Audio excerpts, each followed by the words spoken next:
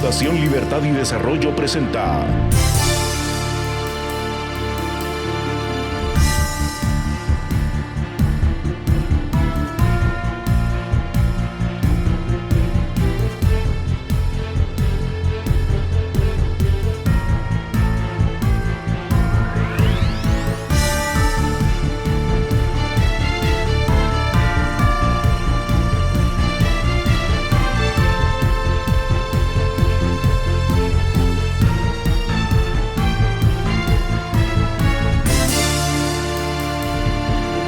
Razón de Estado con Dionisio Gutiérrez. La captura del Estado es un fenómeno común en los países que sufren el peor subdesarrollo de todos, el subdesarrollo político. Las consecuencias son muchas, pero algunas de las más graves son la condena a la pobreza y la consecuente devastación social, política y económica que mantiene atrapadas a las naciones en el subdesarrollo. No es casualidad que en Guatemala, desde la apertura democrática, los actores en los escándalos de corrupción, crimen organizado y narcotráfico han sido, y en muchos casos siguen siendo, funcionarios públicos, diputados de varios partidos, alcaldes, candidatos presidenciales, algunos jueces y magistrados, vicepresidentes y presidentes y, por supuesto, actores de la vida privada en varios sectores de la sociedad, muchos de ellos hoy en prisión preventiva. Los últimos 3 gobiernos de Guatemala profundizaron el subdesarrollo político y consolidaron las condiciones para que el Estado y sus instituciones estén al servicio de mafias criminales. El gobierno que inició en 2020 y que solo lleva 6 meses en el Poder Ejecutivo, con todo y pandemia, tiene oportunidades extraordinarias. También tiene amenazas. En los próximos meses se renovará el sistema de justicia. Las cortes cambiarán autoridades. Si los grupos criminales logran su objetivo de tomar control y capturar la justicia, no solo se perderán los pocos avances que hemos logrado, sino que Guatemala será degradando aún más como país para convertirse en territorio sin derechos ni libertades, en territorio expuesto a la ley del más fuerte, al sálvese quien pueda. La clase política dominante, una clase política a la que le sobra ambición, le abunda el descaro y le falta prudencia, ha quebrantado el sistema democrático y criminalizado la política. Ahora intenta poner la justicia a su servicio para garantizar su impunidad. Los ciudadanos, y en especial las élites, somos testigos pasivos y cómplices por omisión del desmantelamiento de las instituciones de la democracia, de la liquidación de la república, y si no despertamos a tiempo y permitimos que las mafias secuestren la justicia, perderemos nuestras libertades civiles y la posibilidad de vivir en un Estado de Derecho. Por la forma en que se practica la política y por la actuación de la mayoría de los políticos, el ciudadano ha dejado de creer en la democracia. La única opción que tenemos los ciudadanos de esta gran nación es rescatar la ilusión por nuestro país, fortalecer sus instituciones y garantizar la vida en democracia, con respeto a la ley y con garantías para nuestras libertades ciudadanas. Los ciudadanos debemos comprender que perder el sistema de justicia significa perder la protección de la ley. Los grupos que ejercen la política con frivolidad y oportunismo, con prácticas deshonestas y muchas veces abiertamente delictivas, socavan los valores de la democracia liberal y republicana y pasan por encima de cualquiera por alcanzar sus objetivos. Hoy tenemos a las bandas criminales intentando el secuestro de la justicia y vemos ya a algunos de sus operadores iniciar su campaña presidencial para 2023. No descansan. Su ambición no tiene límites. La responsabilidad y la obligación de quienes creemos en la libertad y la democracia exige rescatar este presente abandonado y a la deriva. Demanda promover la reforma que necesita nuestro sistema de justicia y nos debe motivar a sentir el futuro como una oportunidad ilusionante, llena de promesas y esperanza.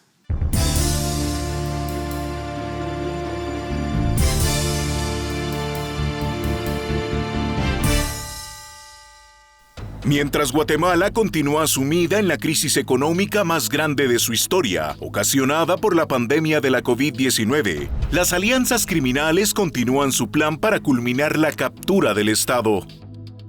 Este plan comenzó con el asedio a 4 magistrados de la Corte de Constitucionalidad y se ha extendido a todos los actores que de una u otra forma han supuesto obstáculos para estos delincuentes.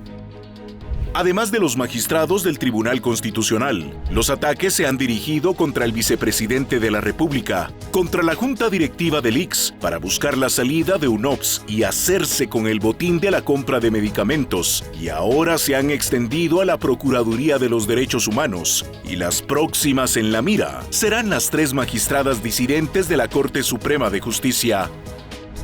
Así también, las mafias han apuntado sus cañones contra Juan Francisco Sandoval, el fiscal especial contra la impunidad, en cuyas espaldas se sostiene la lucha contra la corrupción.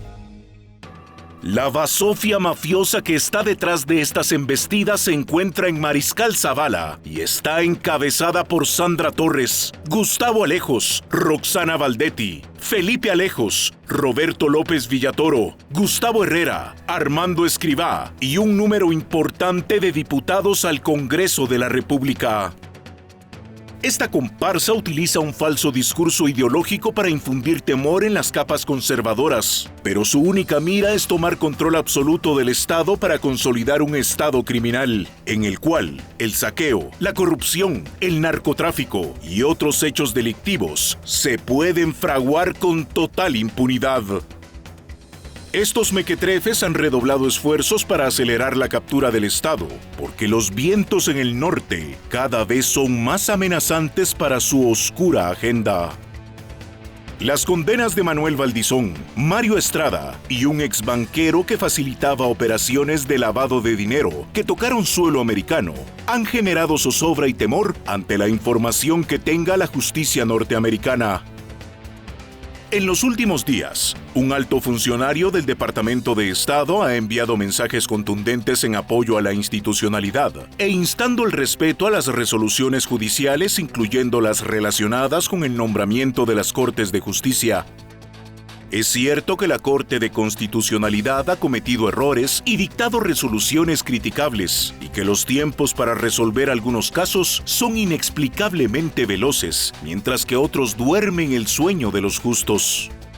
Pero esto, de ninguna manera, justifica el intento burdo de desaforar arbitrariamente a sus magistrados. Debe prevalecer el Estado de Derecho y deben acatarse las resoluciones de los tribunales como oportunamente lo ha destacado el presidente Alejandro Yamatei, cuyas palabras fueron bien recibidas por Michael Cossack, quien está a cargo de la Subsecretaría de Estado para América Latina. Mientras las mafias pretenden consumar sus oscuros fines, la pandemia devasta el mundo y el país. Sin hospitales, recursos ni trabajo, la situación económica y social del país comienza a sufrir y a sumar al saldo negativo que hemos acumulado en las últimas décadas. La creciente pobreza urbana generará un malestar sin precedentes y generará un caldo de cultivo perfecto para el surgimiento de un populismo con todas las amenazas que esto implica. Si Guatemala aspira a ser una república democrática liberal, donde se respeten los derechos fundamentales como la vida, la libertad y la propiedad privada, donde el modelo de desarrollo responde a los ideales liberales que han demostrado ser la única receta posible para el éxito y la prosperidad, debemos ser capaces de corregir el rumbo y contrarrestar esta cruzada mafiosa que amenaza con destruir los pocos espacios de institucionalidad que tenemos.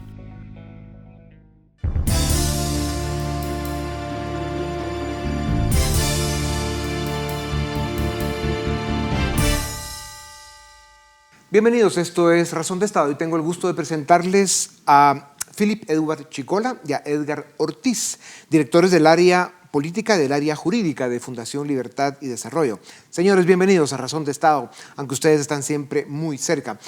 Licenciado Ortiz, ¿cómo altera el panorama político y judicial la entrega de Sinibaldi? ¿Habrá nuevos casos judiciales derivados de sus declaraciones? ¿Puede afectar más de lo que ya están quienes eran sus jefes, Pérez Molina y Valdetti? Yo creo que hay tres cosas importantes ahí. La primera es que su entrega coincide con la designación a lista de corruptos que es Estados Unidos hace un año.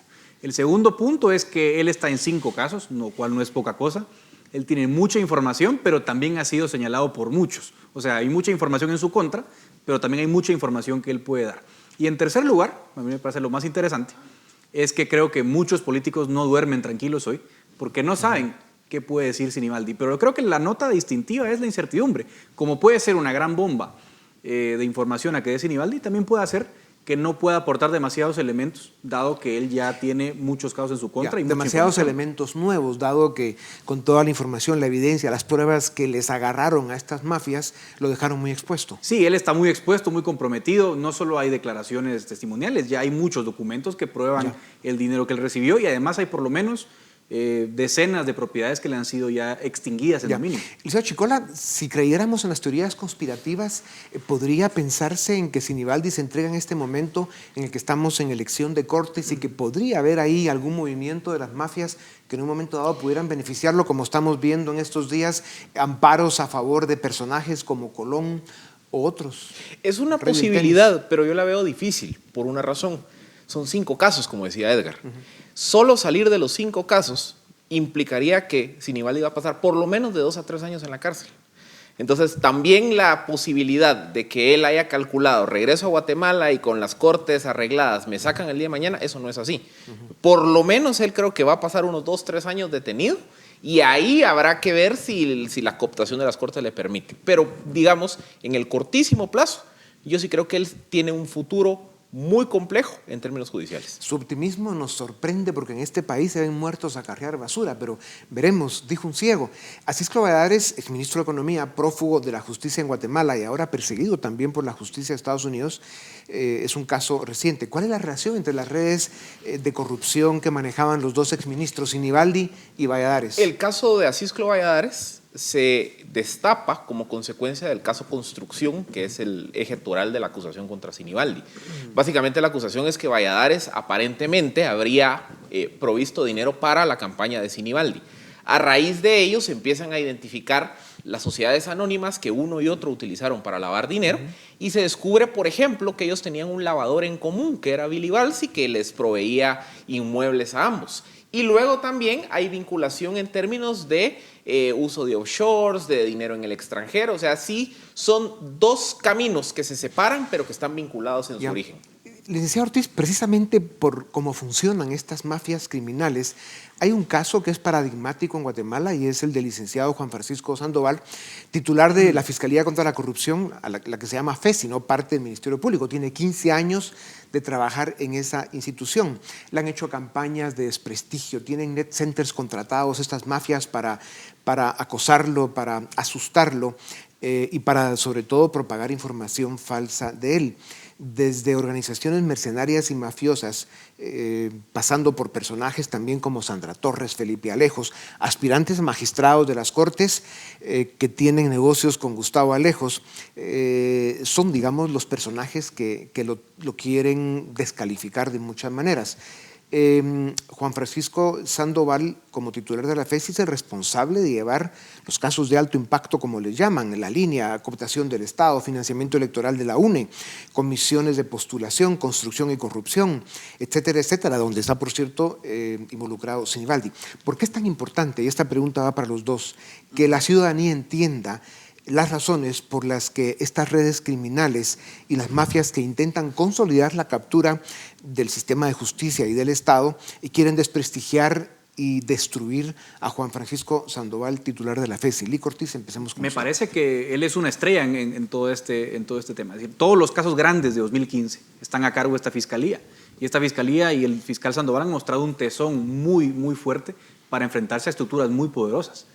Hay muy poca gente dispuesta en el Ministerio Público a enfrentarse a ellas. Y lo más importante, creo yo, lo que buscan ellos es doblegar al fiscal Sandoval, ya sea por lo anímico o por lo legal, porque le han montado una batalla legal, como usted ha mencionado.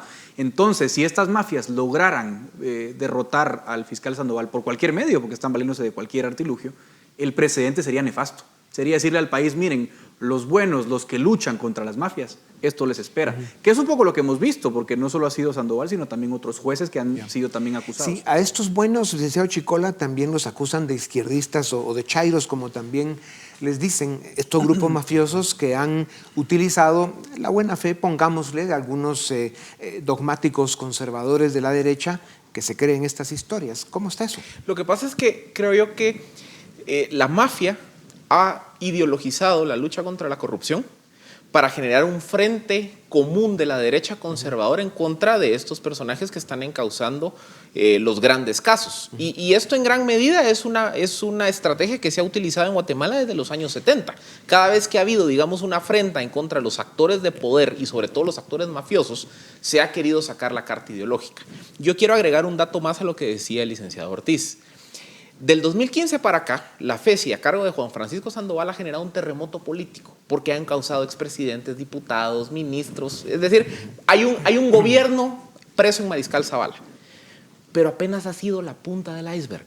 Todavía hay estructuras que no se han tocado. Vemos hace un par de semanas, en el caso La Línea 2, aparecieron nuevos indicios hacia actores que sabemos que durante años han tenido control de las aduanas y de la corrupción de SAT. Entonces, también que hay un esfuerzo de todos esos actores que sienten que les están llegando de querer presionar al fiscal, sobre todo para que ya no saque más casos. ¿Cómo encaja este tenebroso rompecabezas en el contexto de que estamos a 2 años y 2 meses de las próximas elecciones generales? Lo cual solo de pensarlo da escalofríos. Y ya estamos empezando a ver a candidatos de la mafia, de la extrema derecha conservadora, en algunos casos una derecha populista, ambas corruptas, y también movimientos de izquierda que incluso están hablando de una gran alianza de la izquierda que podría llevar a Guatemala al marco del socialismo del siglo XXI, como está Venezuela destruida y Nicaragua más o menos también. Desde la apertura democrática, Guatemala ha estado al borde del abismo en todos los procesos electorales, incluso llegamos a tener, además de la mayoría que han sido gobiernos incompetentes, mafiosos, narcogobiernos, tuvimos 2 casos como fue el de Serrano y luego Sandra Torres, con instintos dictatoriales y con pretensiones de quedarse en el poder porque no tienen concepto de lo que es respetar una constitución. Evidentemente es el subdesarrollo político, el subdesarrollo más grave que sufrimos en Guatemala. Esa es la verdadera pandemia que tiene a nuestro país en el desastre. ¿Cómo rompemos eso? Empecemos con usted, licenciado Chicola. Yo diría que Guatemala es una encrucijada, porque si las cortes son capturadas, si las pocas instituciones independientes se pierden ante la mafia, y si de cara a 2023 se consolida un proyecto político mafioso, Guatemala formalmente va a pasar a ser un estado paria, un estado mafia ante el mundo. También está el riesgo de que si no se generan satisfactores económicos para la población, eso es caldo de cultivo para los populismos de izquierda. O sea, las 2 amenazas están ahí claras. ¿Qué tiene que pasar? Creo que tiene que haber un esfuerzo sistemático de parte de las autoridades que hoy están en el poder por encauzar una reforma del Estado, una reforma del sector justicia, materia electoral, servicio civil y administración pública.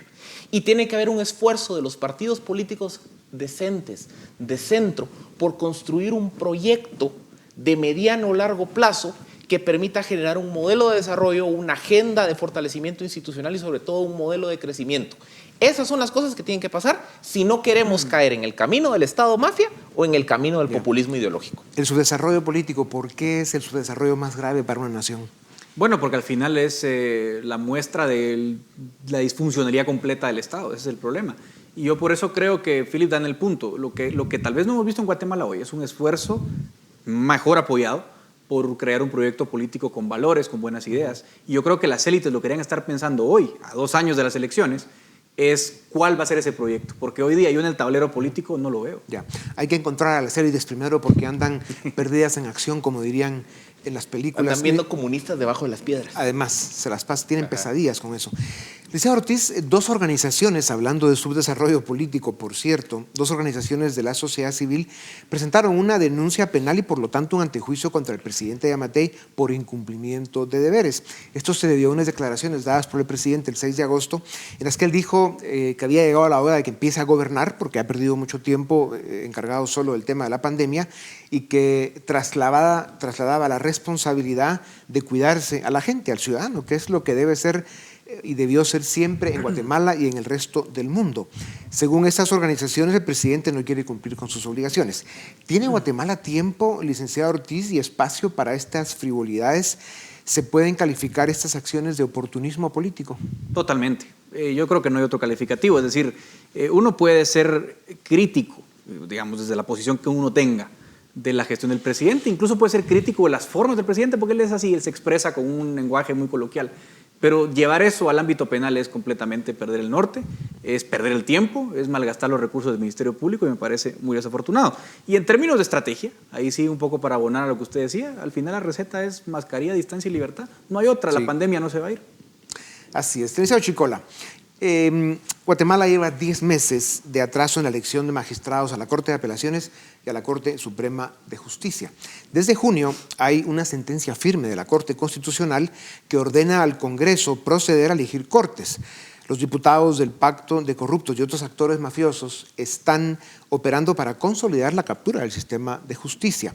¿Cómo se explica esta situación? ¿Cuál es el interés de los diputados de retardar la elección de autoridades judiciales? Muy sencillo.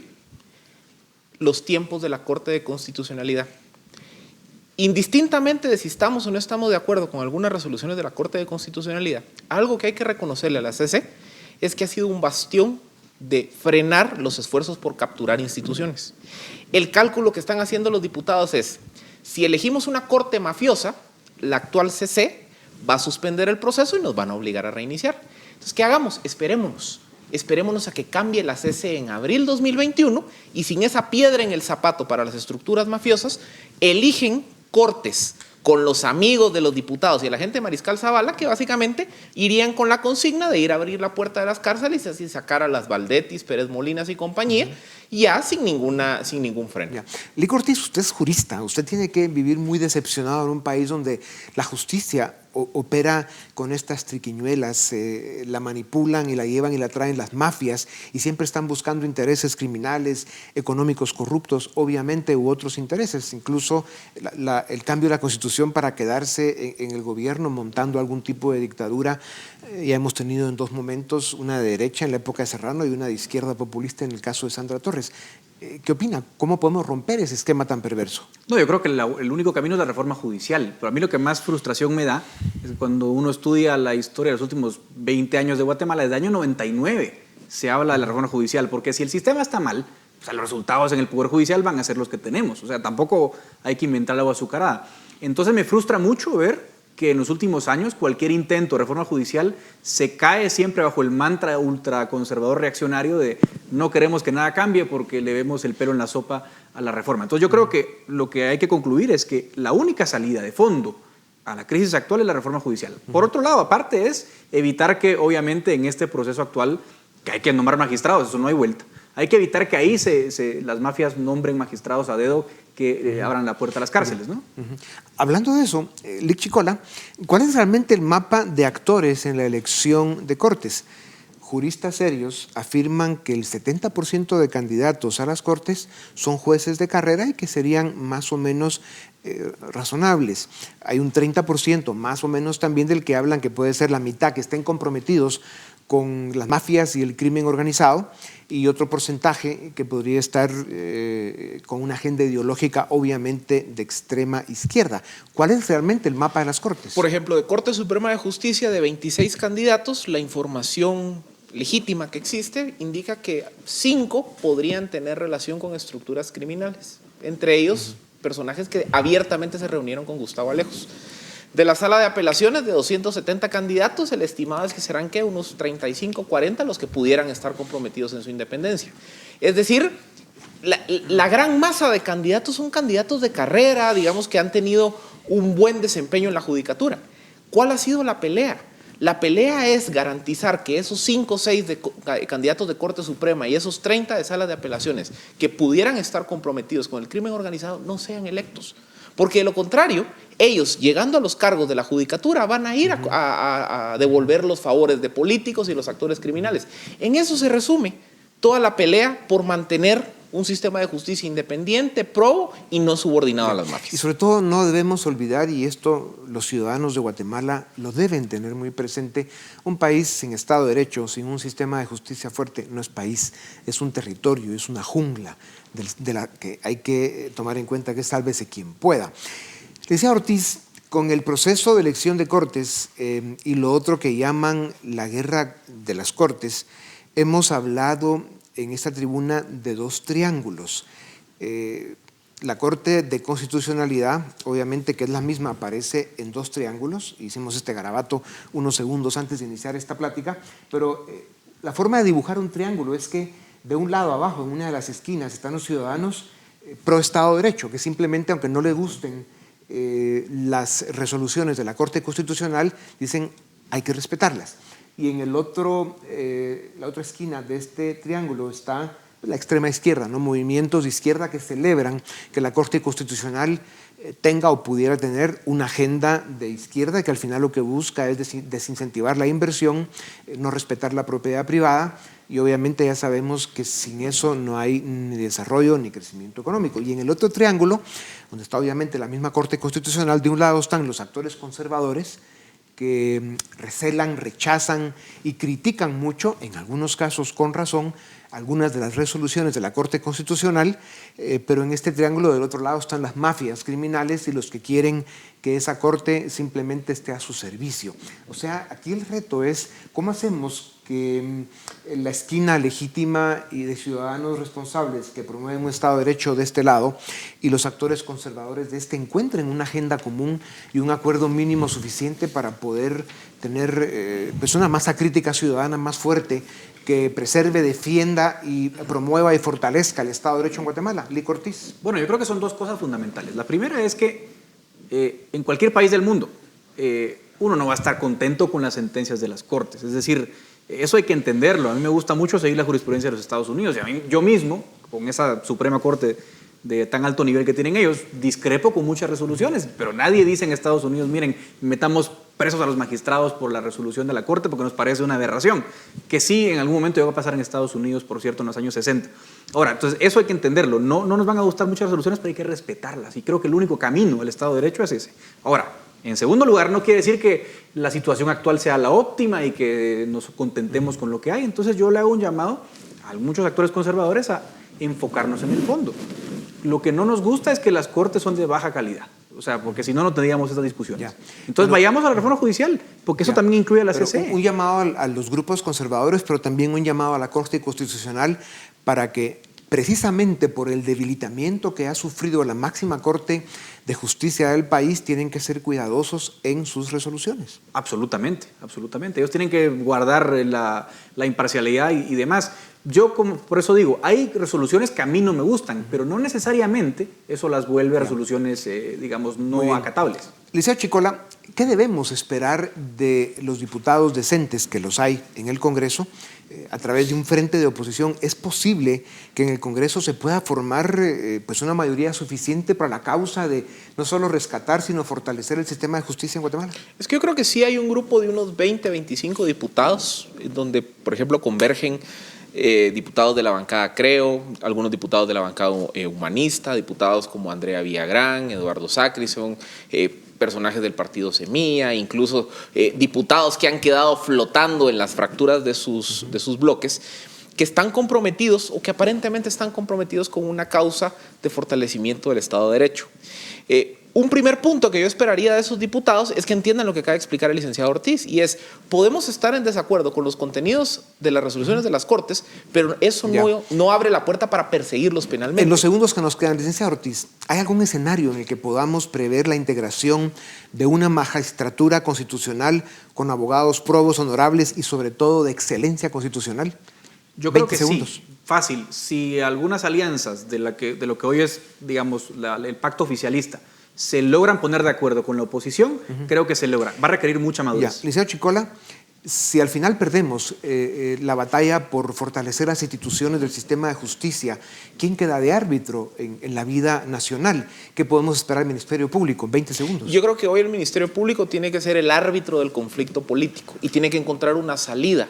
legal y formal al conflicto de las Cortes. Pero también el Ministerio Público tiene que seguir encauzando la lucha contra la corrupción, porque nunca vamos a poder sanear las instituciones si los corruptos siguen impunes. Señores, muchas gracias. Esto es Razón de Estado. Los dejamos con el debate.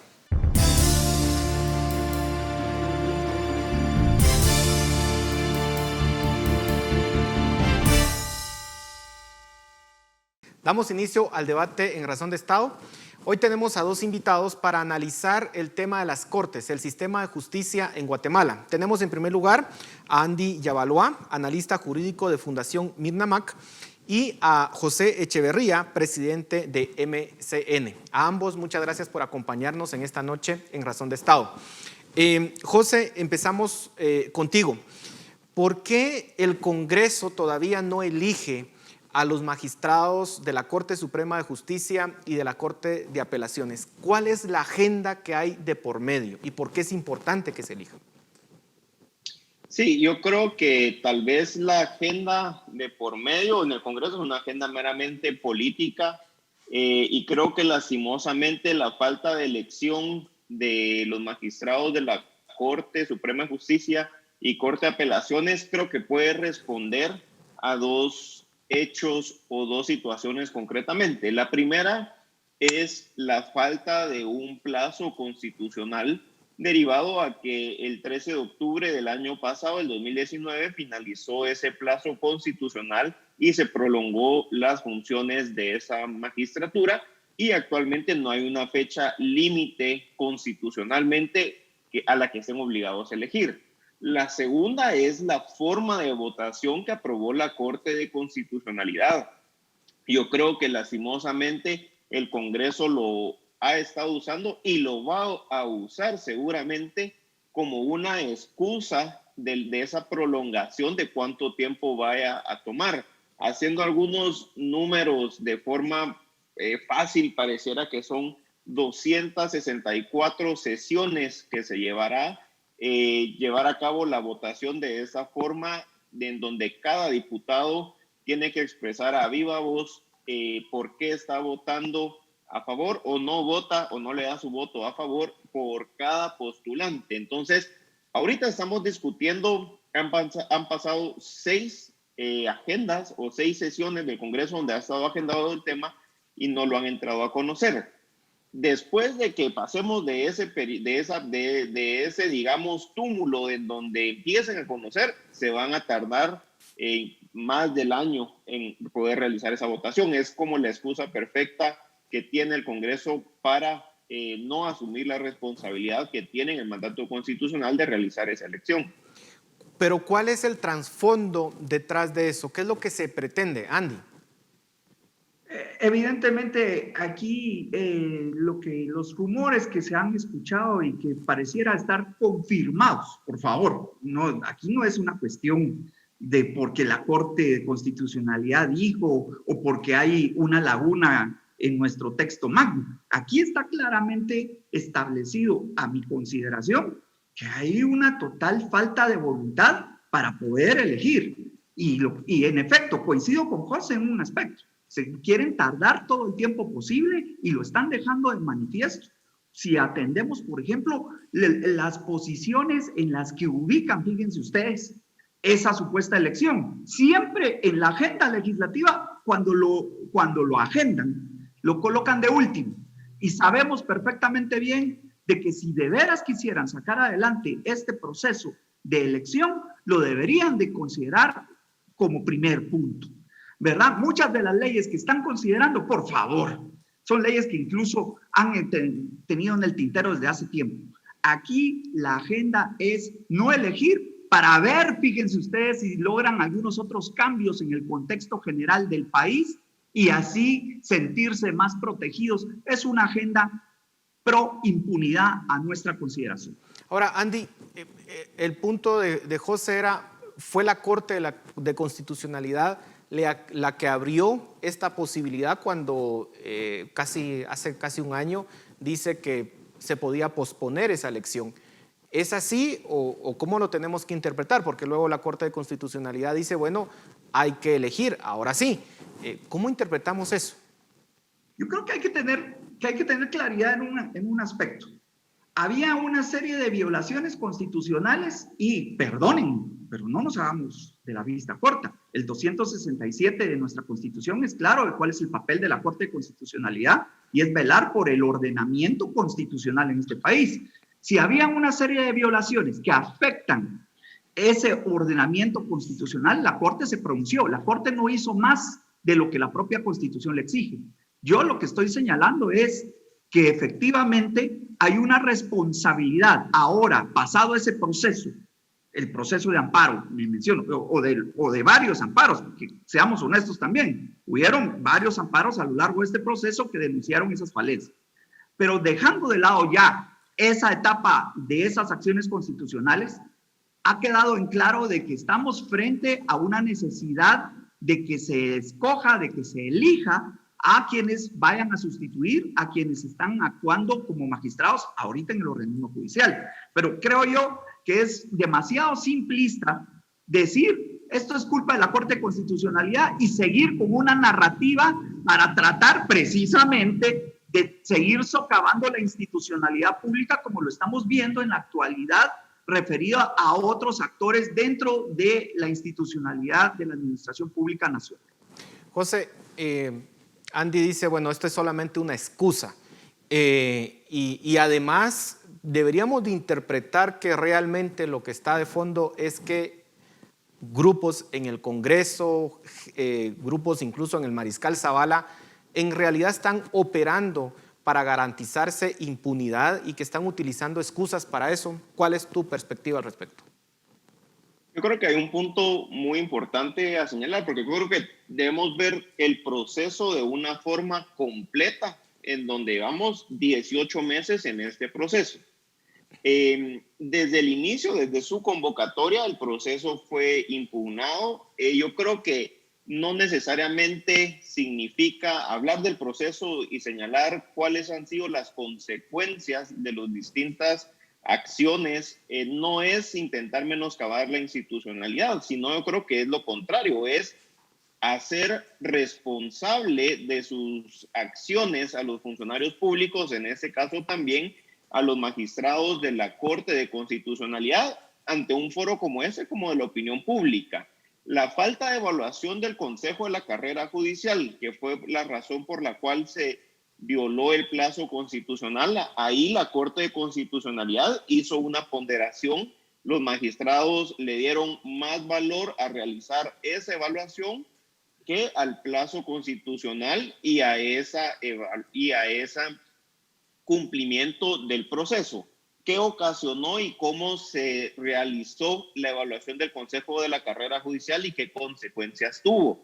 Se evaluaron a más de 300 jueces en menos de 30 días. La mayoría de los jueces y magistrados evaluados tuvieron una calificación favorable y muchos de ellos están en esa lista de quienes se reunieron con Gustavo Alejos. Entonces, yo creo que decir que la Corte de Constitucionalidad o los magistrados de la Corte de Constitucionalidad salvaron el proceso de terribles digamos, inconsistencias, no es del todo cierto, porque las evaluaciones no tuvieron una consecuencia positiva y velando por el orden constitucional que debería ser el rol de la Corte de Constitucionalidad, vemos que ahorita hay un desorden constitucional.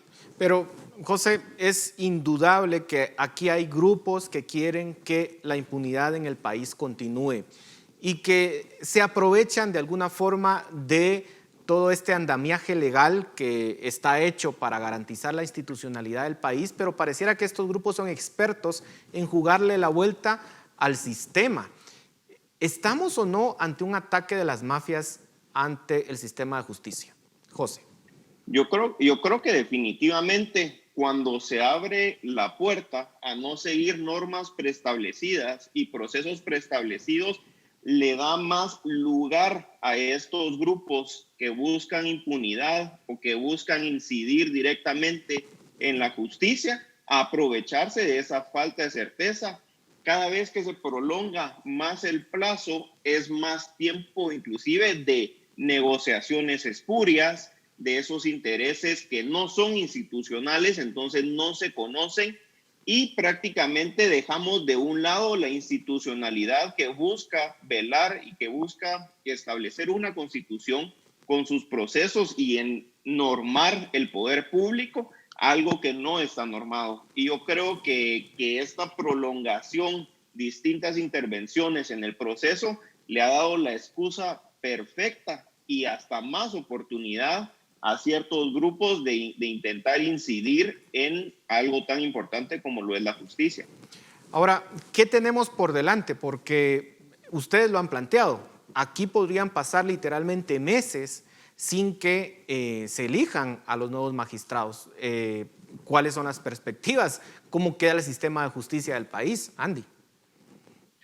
Definitivamente destruido en gran medida, porque podría yo coincidir en que hay un interés de varios sectores de que las cosas continúen tal cual. En lo que yo no estoy de acuerdo es en que se quiera ahí asumir una responsabilidad directa a la Corte de Constitucionalidad, pasando por alto algunas disposiciones que la propia ley de amparo tiene muy bien reseñadas. Pero el tema aquí es nosotros como ciudadanos deberíamos de exigir a los señores diputados del Congreso de la República que dejen de jugar con nosotros, como sus electores que somos y como sus representados, y elijan de una vez. Y que empiece ese proceso, por más prolongado que pueda ser, y que se lleven las sesiones que tengan que llevar, que trabajen, por amor de Dios, los fines de semana o las veces que sean necesarias. Es lo que muchos queremos y que nos gustaría ver, que realmente se ganen el salario que obtienen, pero que lo hagan en pro de Guatemala y del bien común, como lo dice el artículo 1 de la Constitución. José, ¿cómo presionar al Congreso para que esto suceda? Yo creo que es una posición difícil. Yo coincido en el tema de que el Congreso de la República tiene que cumplir su mandato.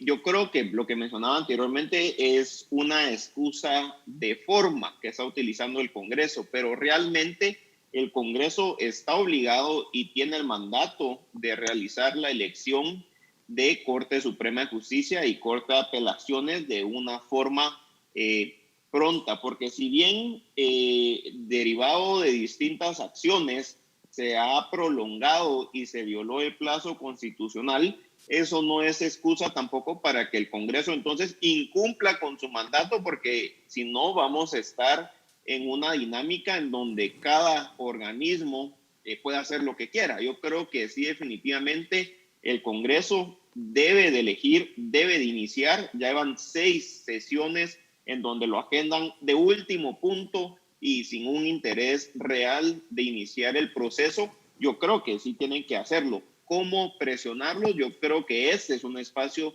importante. Con Andy no coincidimos tal vez en todas las ideas, pero en acciones concretas como que el Congreso elija, yo coincido con él. El Congreso debe de empezar a elegir, porque a medida que se va prolongando los plazos, imagínense ustedes que los próximos magistrados de Corte Suprema de Justicia y Corte de Apelaciones vayan a estar en su cargo 4 o inclusive 3 años en su cargo. Ya de por sí el plazo de 5 años a mí me parece sumamente corto. No sé qué magistrados tendrían la intención de estar en un cargo de esos por 3 o inclusive 2 años. Eso sería sumamente, afectaría la institucionalidad del organismo judicial. Se nos está terminando el tiempo, pero hay que hablar sobre el papel del Ministerio Público. Estamos aquí ante un evidente desacato a las órdenes de la Corte de Constitucionalidad. ¿Debería el Ministerio Público presionar para que pueda efectivamente darse esta elección? ¿Cómo evaluamos ese papel del Ministerio Público, Andy? Definitivamente, desde nuestra consideración, creemos de que ha hecho muy poco, que debería de tener un papel todavía mucho más activo en cuanto a la promoción de las solicitudes de antejuicio en contra de diputados, porque efectivamente estoy de acuerdo en que hay una total desobediencia, eso es lo que existe, a una orden. Les guste o no les guste, es una orden dentro de una resolución constitucional, ¿no? Dentro de un proceso constitucional, y deberían de obedecer. Al no hacerlo, están incurriendo en responsabilidad, tal como lo estatuye el artículo 155 de la propia Constitución.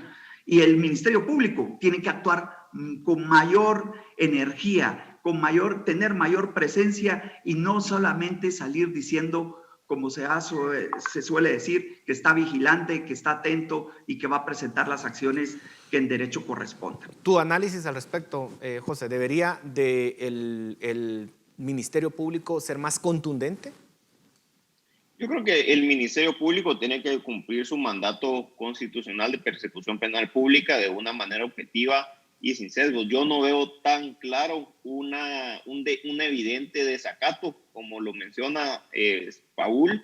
Creo que el acuerdo que aprobó el Congreso lo hizo de una forma para cubrirse más o menos las espaldas. Entonces yo no creo que la respuesta esté necesariamente en el Ministerio Público. Yo creo que la respuesta lastimosamente cae en la institución que tiene menor confianza ciudadana, que es el Congreso de la República. Pero, José, el tema aquí es que entonces cualquiera puede interpretar, cualquiera puede decidir no acatar una orden judicial. Queda a criterio subjetivo de cualquiera. ¿Eso es válido en una república?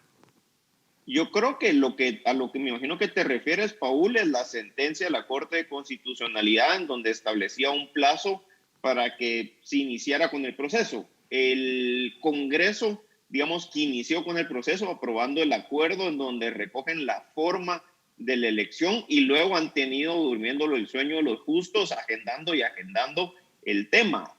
Lo preocupante es que le están jugando el juego al sistema, lo que estás diciendo. Prácticamente sí. O sea, entonces por eso creo que la respuesta o el enfoque no está tanto en el Ministerio Público, porque no es claro que exista un delito de una forma evidente, digamos, por parte de los diputados. Lastimosamente, si eso fuera de forma contraria, creo que sería más fácil, inclusive para la fiscal general, porque tampoco puede entrar a presionar si no hay suficiente sustento para ello. Andy, ¿cuál es tu opinión? Al contrario de lo que expresa José, es claro que el Ministerio Público está faltando a su mandato. Una de sus obligaciones constitucionales, artículo 251 de la Constitución, es velar por el debido cumplimiento del ordenamiento jurídico nacional. Eso incluye la Constitución. Y también es un mandato de los diputados elegir a quienes, en este caso, a los señores magistrados. Si los señores diputados no están cumpliendo efectiva y eficientemente ese mandato constitucional, si, como José mismo expresó, están dando literalmente cara vuelta y jugando con el sistema, digámoslo en esos términos. Entonces, aquí lo que existe es una clara violación a ese mandato que ellos tienen, y el Ministerio Público debería tomar cartas en el asunto. Para mí, no hay vueltas en eso. Nos quedan 30 segundos. Tus conclusiones, José, y después lo voy a pedir lo mismo a Andy.